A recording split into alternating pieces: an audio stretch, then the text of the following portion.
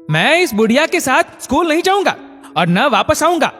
सपना अपने 10 वर्षीय बेटे सार्थक के मुंह से ये शब्द सुनकर सन्न रह गई।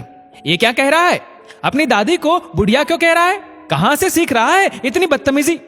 सपना सोच रही थी कि इतने में बगल के कमरे से सार्थक के चाचा निकले और पूछा, क्या हुआ बेटा?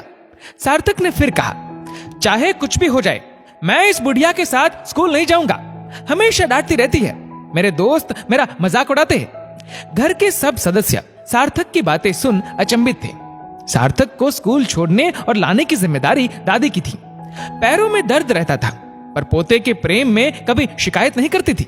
बहुत प्यार करती थी पोते को, क्योंकि घर का पहला पोता था।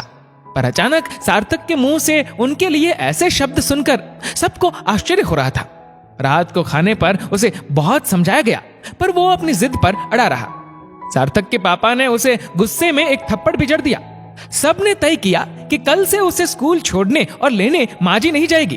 अगले दिन से कोई और उसे लाने ले जाने लगा स्कूल। पर सपना का मन विचलित रहने लगा कि आखिर उसने ऐसा क्यों किया। सपना नाराज भी बहुत थी सार्थक से। शाम का वक्त था। सपना ने दूध गर्म किया और बेटे को देने के लिए ढूंढने लगी।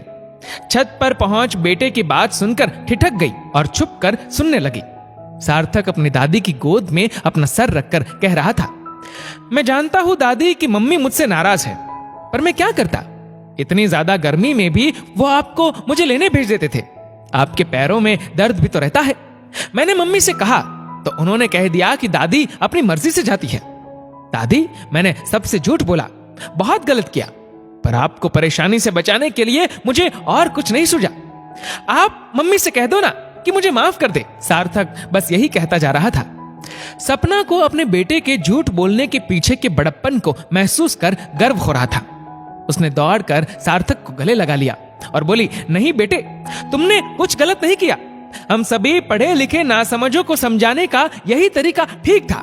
शाबाश बेटा, शाबाश। हमारे घर के बड़े बुजुर्ग हमारे आने वाले कल का आईना है। उनका यथोचित सम्मान और देखभाल करें। यकीन मानिए, आपके भी बूढ़े होने के दिन नजदीक ही है। दोस्तों, आपको ये वीडियो अच्छा लगा हो तो इस वीडियो को लाइक करिएगा, शेयर करिएगा ज्यादा से ज्यादा लोगों तक। और ऐसी ही और भी इंस्पिरेशनल वीडियोस के लिए हमारे फेसबुक पेज को फॉलो जरूर करें।